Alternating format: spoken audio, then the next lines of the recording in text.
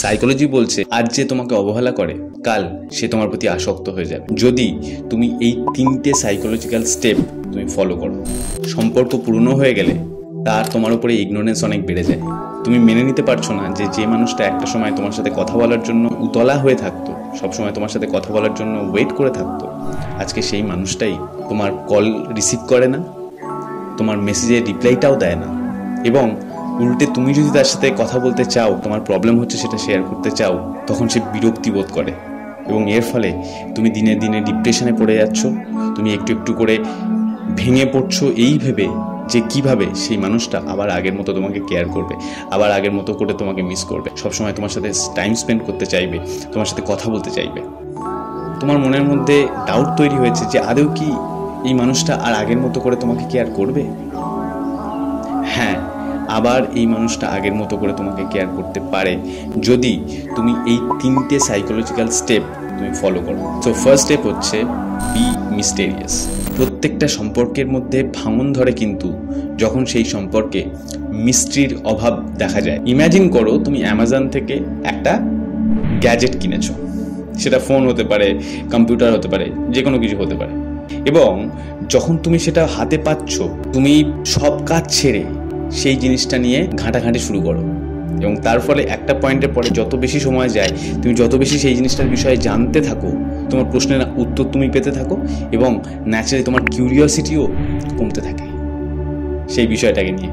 এবং কদিনের মধ্যেই দেখা যায় যে সেই জিনিসটাকে তুমি একদম একটা নর্মাল জিনিসের মতো ট্রিট করছো, সেই উতলা ভাবটা তোমার মধ্যে আর নেই, এবং তার কদিন পরে দেখা যায় যে তোমার সেই জিনিসটা তোমার কাছে আছে কি নেই তোমার কোনো হুঁশই নেই, রাইট?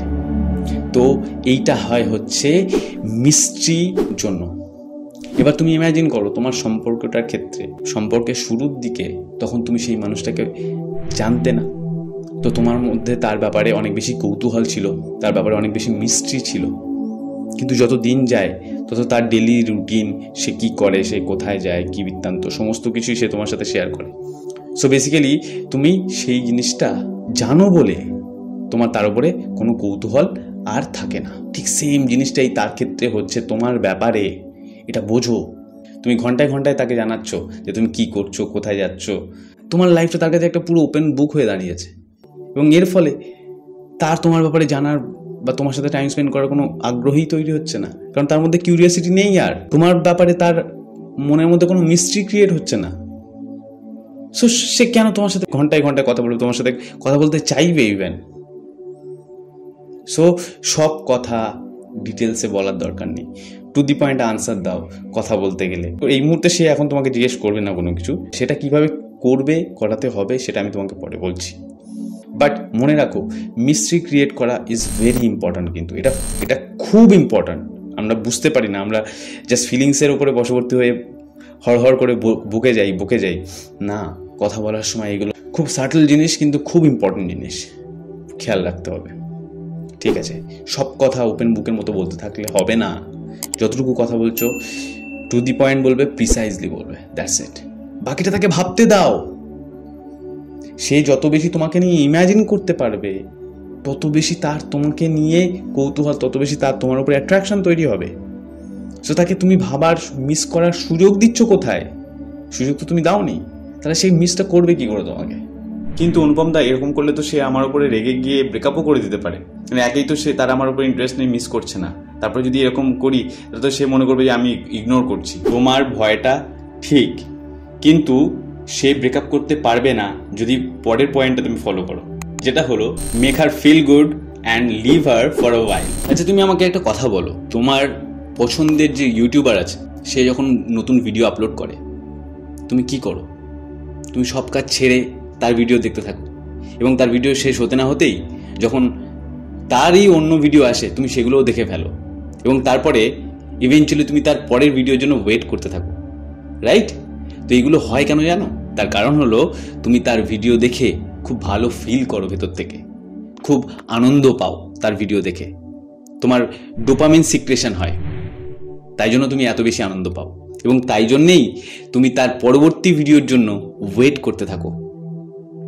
আর এই ঠিক সেম জিনিসটাই তোমাকে তোমার গার্লফ্রেন্ডের সাথে করতে হবে। তোমার গার্লফ্রেন্ডের সাথে যখনই কথা বলবে সে কেন তোমাকে রিপ্লাই দিচ্ছে না, সে কেন তোমার ফোন রিসিভ করে না, কথা বলতে গেলে এড়িয়ে যায়, তোমাকে ইগনোর করে কেন, এই সমস্ত টপিকে একদম আলোচনা করবে না এখন। ইনস্টেড তুমি কি করবে, তার সাথে যখন কথা বলবে, সে যে টপিকগুলোতে ইন্টারেস্টেড সেই টপিক নিয়ে কথা বলো।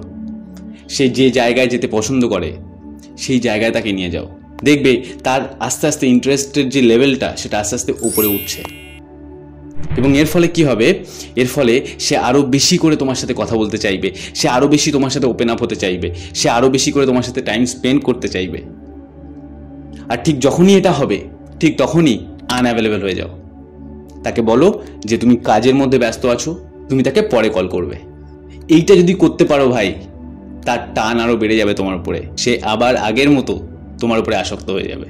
কিন্তু অনুপম দা, তুমি যে এই যে বলছো যে সে আবার আগের মতো আসক্ত হয়ে যাবে, কিন্তু এটা কি পার্মানেন্টলি হবে, নাকি সে আবার আগের মতো ইগনোর করবে? না, সে আর আগের মতো তোমাকে ইগনোর করবে না, যদি তুমি একটা ভুল না করো, এবং সেটা হলো do not chase her, instead chase your own dreams. Female psychology অনুযায়ী মেয়েরা কিন্তু আসক্ত হয় সেই ছেলেদের ওপরে যে ছেলেদেরকে মেয়েরা রেসপেক্ট করতে পারে, এবং যখন মেয়েটা তোমাকে ইগনোর করে তখন অনেক বেশি চান্স থাকে তোমার তাকে বেশি করে ওভার প্রায়োরিটাইজ করার, যেটা অনেক ছেলেরাই করে, অ্যান্ড আই এম শিওর তুমিও করো। আর এই মুহূর্তে তুমি যত বেশি তাকে প্রায়োরিটাইজ করবে তত বেশি কিন্তু তার রেসপেক্ট কমবে তোমার ওপরে। ফিমেল সাইকোলজি অনুযায়ী রেসপেক্ট হচ্ছে রিলেশনশিপের মধ্যে একটা বাড়ির ভিতের মতো কাজ করে। যেমন একটা বাড়ির ভিত মজবুত হলে সেই বাড়িটাও মজবুত হয়, ঠিক তেমনই মেয়েটা যদি তোমাকে রেসপেক্ট করে তাহলে তোমার সম্পর্কও মজবুত হয়, ঠিক আছে? এবং সেই রেসপেক্ট তুমি কিভাবে কামাবে? সেই রেসপেক্ট কামাতে গেলে তোমাকে কনস্ট্যান্টলি তাকে চেজ না করে নিজের স্বপ্নকে চেজ করে যেতে হবে।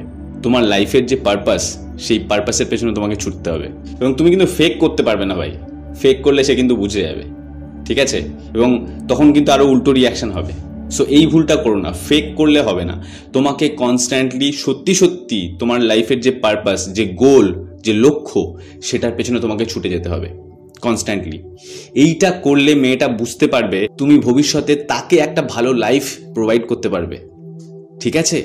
এবং সেটা খুব ইম্পর্ট্যান্ট। এবং এইটা তুমি যদি ঠিকঠাক করতে পেরেছো ভাই, আমি গ্যারেন্টি দিচ্ছি যে মেয়েটা তোমার প্রতি চুম্বকের মতো আকর্ষিত হবে, চুম্বকের মতো তোমার প্রতি আসক্ত হবে, ঠিক আছে? যে ছেলের লাইফে পারপাস নেই সেই ছেলেকে কোনো মেয়ে বেশি দিন রেসপেক্ট করতে পারে না, আর একবার রেসপেক্ট যদি চলে যায় সব শেষ ভাই। তবে যে কোনো সম্পর্ক লং লাস্টিং করতে গেলে মেয়েরা ঠিক কেমন ধরনের ছেলে পছন্দ করে সেটা জানা খুব দরকার। আর তুমিও যদি সেটা জানতে চাও তাহলে এই ভিডিওতে ক্লিক করে দেখে নাও।